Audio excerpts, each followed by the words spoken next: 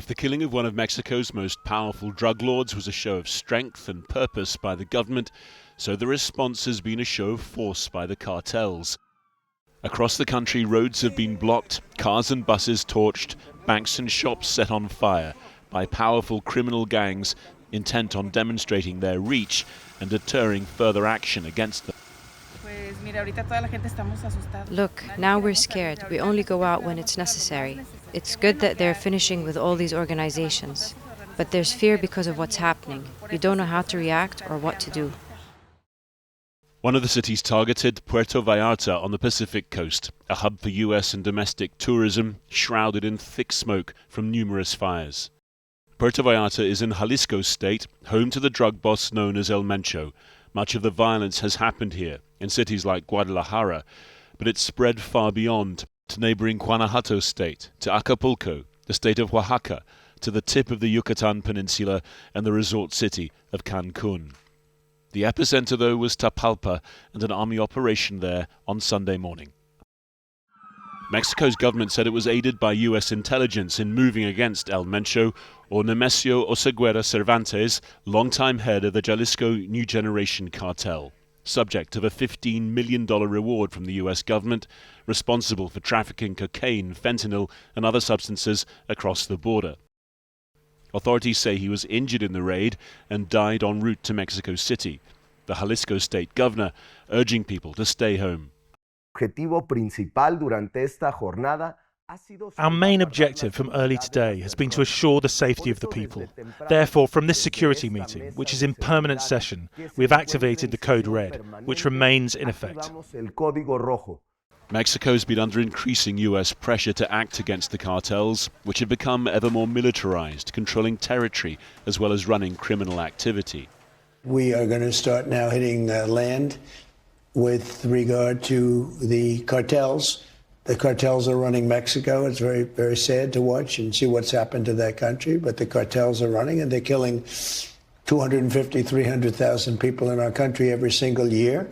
After last year's US campaign against alleged Venezuelan drug boats, such a threat to bomb the sovereign territory of, among other things, this summer's World Cup co-host nation has always been resisted by Mexico's president, Claudia Sheinbaum. Sunday's operation may well relieve some of that pressure.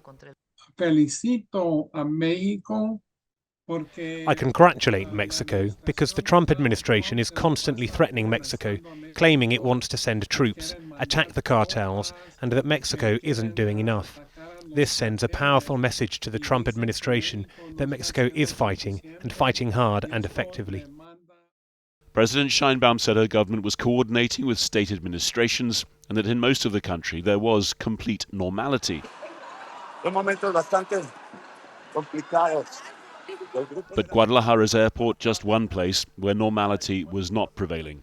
Passengers scrambling to upper levels, worried about fires spreading below.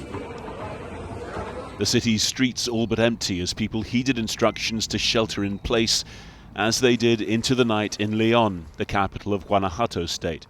After a day of frightening disorder and violence, Mexicans left wondering what comes next.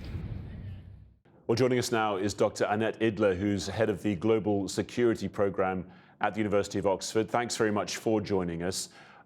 Let's start on where we left off that report, the question of what comes next. What will the Mexican authorities be worried about? What sort of scenarios might they be expecting to happen next? In the immediate term, we are going to see or continue to see a demonstration of violence, right? That includes roadblocks, burning cars and buses, attacks on shops and infrastructure.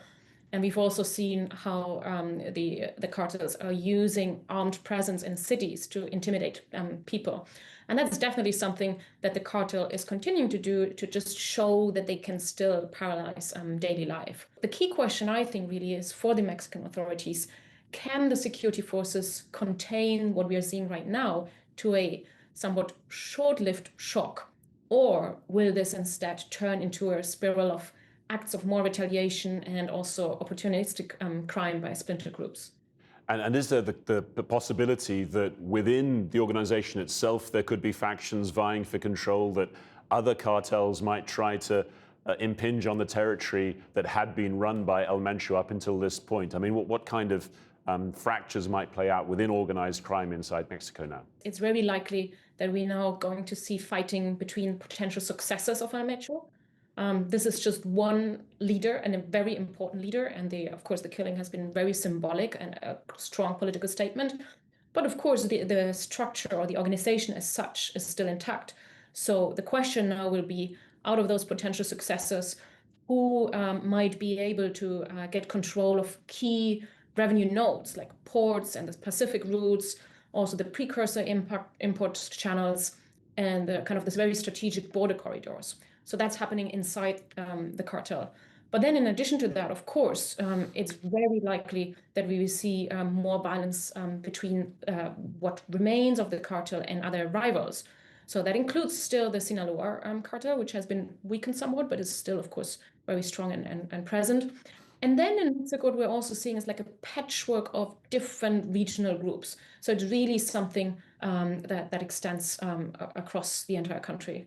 And what about El Mencho's cartel itself? What do we know about its scale and the kind of operations that it's been carrying out? They are involved in fentanyl and synthetics like methamphetamine trafficking. And here, a key point is that this is a supply chain that starts in China, actually, where the chemical precursors come from. And they are then used in Mexico to produce fentanyl, which is then trafficked across the border into the United States, where it has resulted in more than 48,000 overdose deaths in 2024 alone, to give you an idea of the size. And we also know that around 96% of the fentanyl seizures are at the US-Mexico border. They're also involved in cocaine trafficking from South America, mainly Colombia, where it's being produced. They have strong alliances even with Ecuadorian gangs because it's on the transit road to Mexico. So it is really a globally operating cartel. And of course, in addition to drug trafficking, it's involved in other forms of organized crime like extortion, human smuggling, arms trafficking, money laundering, you name it. And they just leverage corruption and local coercion to do that. And what does this tell us about the potential direction of travel for the relationship between the Mexican state and these cartels? I mean, as far as the United States is concerned, they've been far too accommodating. Others might say they've been pragmatic in trying to deal with these extremely powerful actors within their own territory. I mean, how would you define the relationship up until this point, and is this a potential departure point in that relationship? So historically, I mean, we've seen in Mexico, there have been different approaches by different governments, and some of them were really trying to directly fight organized crime, and as we've seen now, kind of the decapitation strategy. Others have been more, if you want, complicit, or we've seen a collusion also between state officials and the criminal groups. But throughout, unfortunately, they have not been very successful. So what we've seen right now is kind of a change in the way in which the cartels are structured. Over time, they've shifted from more monolithic cartels to more fragmented, localized splinter groups. And this is kind of what we are seeing right now. So in that sense, even though it is a major blow, it does not, unfortunately, really change the underlying structure of the cartels. And that's not really what President Trump has been talking about. He's been talking about the potential for US direct action, bombing cartel headquarters inside Mexican territory. What do we see in terms of that pressure, of those tactics from the US? Will they be satisfied by what we've just seen on Sunday inside Mexico? So I think President Sheinbaum, Mexican President Sheinbaum, she has shown through this action now that she is committed. I mean, we know that the US and Mexico have worked together on the operation of the killing, and that included intelligence from the United States, and then, of course, kind of the implementation, the execution by the Mexican armed forces. And that is a way, of course, for Mexico to say to the United States, look, we are taking action, and we don't want the US to kind of unilaterally intervene in what's happening in Mexico. So I think that might help in terms of juggling the relationship here. Long term, of course, we'll need to see where Trump will be going here. All right, Dr. Annette Idler, thank you very much for joining us today. Thank you. It was a pleasure.